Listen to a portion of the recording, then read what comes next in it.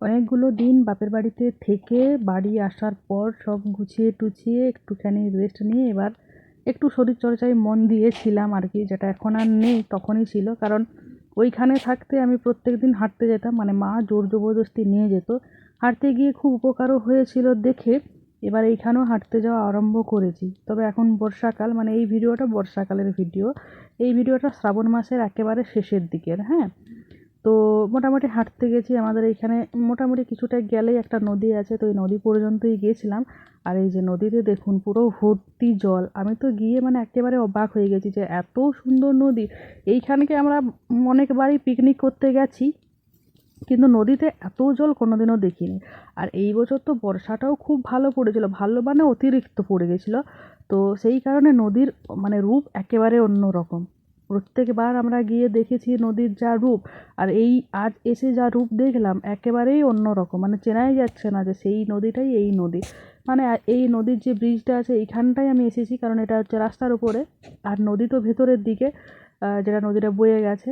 তো ওই দিকে গেলে আবার নদীটার কেমন রূপ হবে দেখতে খুব ইচ্ছে করছিল, কিন্তু এই সকালবেলা সেরম মানুষজনও নেই, একা একা আর অতটা ভেতরে যেতে ইচ্ছে করলো না।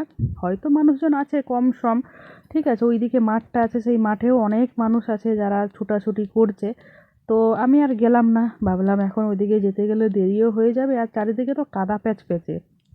নদীটা দেখে আমার এত ভালো লেগেছে। এমনিতেই আমি একটুখানি জল পছন্দ করি বেশি, ঠিক আছে, মানে নদী সমুদ্র এইগুলো আমার একটু বেশি পছন্দ। তো ওই জন্য আমার এই নদী এটা দেখে এত ভালো লাগলো যে কি বলবো। দিন কয়েক ধরেই হাঁটতে আসছি, কিন্তু এই যে ওই ওপরের থেকে, মানে এই যেখানে তাল গাছটা আছে এর ওপর থেকেই হেঁটে ঘুরে চলে যায়, নদীটার এই দিকে আর আসা হয় না, কারণ এই লোকজন থাকে সকালবেলা, তো অনেক লোকজন থাকে। তো আজকে ভাবলাম যে না, যাই, অত লোকজন নেই, দেখা যাচ্ছে না। তো আজকে একটুখানি এগিয়ে এসে নদীটার একটু ভিডিও করেছিলাম আর কি। আর এইখানে একটা তাল গাছ আছে, কত তাল পড়ে আছে দেখুন, পুরো তাল গাছের নিচে তাল ভর্তি। তবে তালগুলো দেখে মনে হচ্ছে ভালো না, কারণ তালগুলোর রং হচ্ছে সাদা সাদা।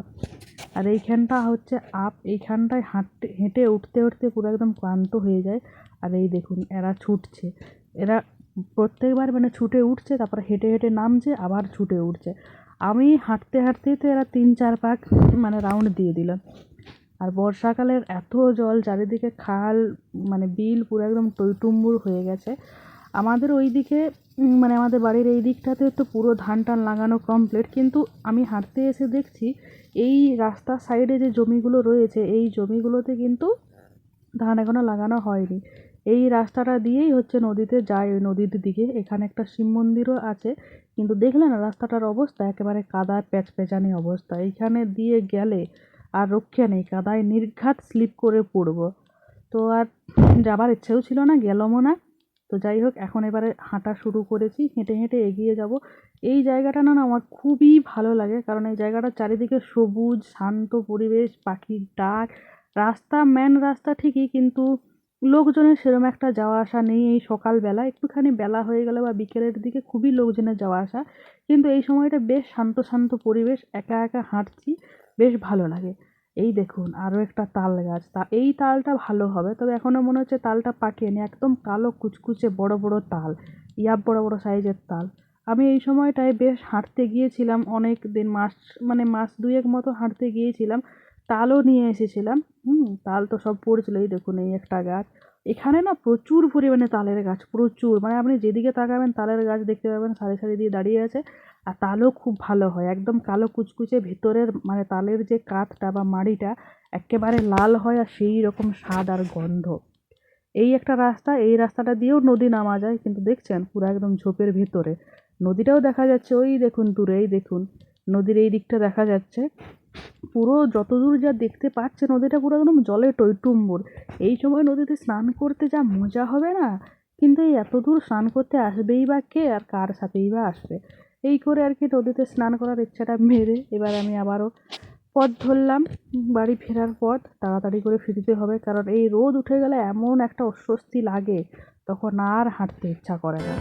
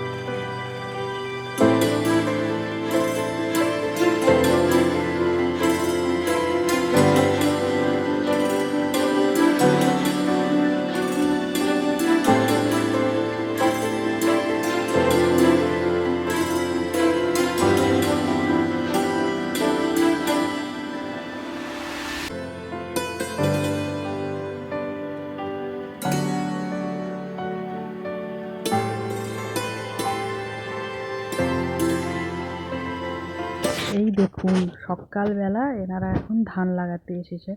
এইখানের একটা বিলে এরা ধান লাগাচ্ছে।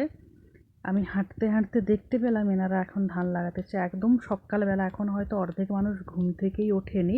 তো এইদিকে এরা এখন ধান লাগাতে শুরু করে দিয়েছে। শুরু করেছে কি মানে অনেকটা ধান লাগানো হয়ে গেছে, দুজনাই মিলে ধান লাগাচ্ছে। আমার ইচ্ছে ছিল সামনে থেকে গিয়ে একটুখানি ভিডিও করবো, একটুখানি দেখবো, কারণ আমার দেখতে খুব ভালো লাগে।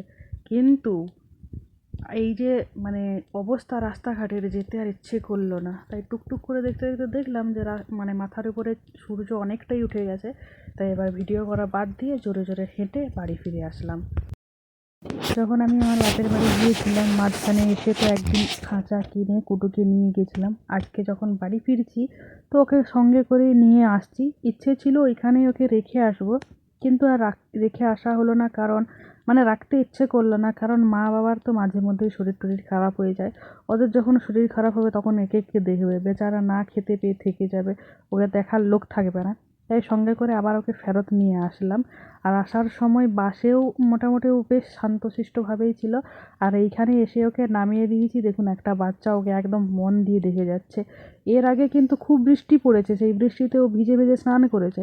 কুটু তো আমাদের বৃষ্টিতে ভিজে স্নান করতে খুব ভালোবাসে। এমনিতে যখন ওকে স্নান করানো হয় তখন স্নান করবে না, কিন্তু যখন বৃষ্টি পড়বে সেই বৃষ্টিতে ও স্নান করতে খুবই ভালোবাসে। আবার বৃষ্টিতে স্নান করতে না পেলে ওর আবার রাগ হয়ে যায়।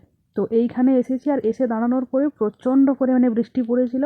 আর সেই বৃষ্টিতে ওকে নামানো ছিল, মানে ব্যাগ ট্যাগগুলো তুলতে তুলতে এত জোরে আচমকা বৃষ্টিটা পড়তে আরম্ভ করলো, ওকে আর তোলা হলো না। তো ভালোই হলো, ওর আর কি স্নান করাও হয়ে গেল। আর এখন স্নান টান করেও দাঁড়িয়ে আছে। আর এই যে দেখুন ঝমঝম করে বৃষ্টি পড়েছে, আর ওকে তুলতে পারেনি, সেই বৃষ্টিতে ভিজে ভিজে ও কি সুন্দর করে স্নান করছে।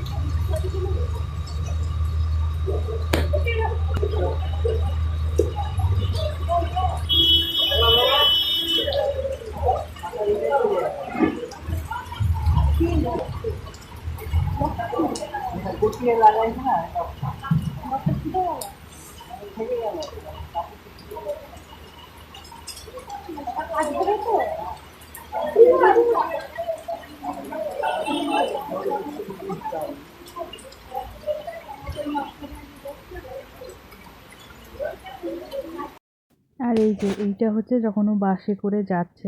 আজকে তো বাসের প্রথম দিকে সিট পাইনি, মানে ওঠাই হয়নি, পেছনের দিকে উঠেছি। তো এইখানটায় ওকে নামিয়ে রেখেছিলাম। বাসে খুব একটা ভিড় হয়নি, বর্ষাকালের সময় বাসগুলো তো অত লোকজন ওঠানামা করে না। তো এখানে নামিয়ে রেখেছি, আমার পায়ের কাছেও চুপচাপই ছিল। মাঝে মধ্যে একটু একটু বদমাইশি করছিল, তবে বেশিরভাগ সময়ই চুপচাপই ছিল। আর জানেন সকালবেলা যখন, মানে সকালবেলা নয়, ওই মানে আমাদের বাজারে গিয়ে যখন ও স্নান করছিল, বৃষ্টিটা পড়েছিল, আমি একটুখানি ওর মানে চোখের আড়াল করেছিলাম ওকে। তারপরেই দেখি ওর নেই। আমার তো মানে একদম সেই হৃৎপিণ্ড কী বলবো বেরিয়ে যাওয়ার উপক্রম হয়েছিল। তারপর আমি চারিদিকে ওকে ডাকছি, খুঁজছি, আমি সবাইকে জিজ্ঞেস করছি যে কোথায় গেল কোথায় গেল।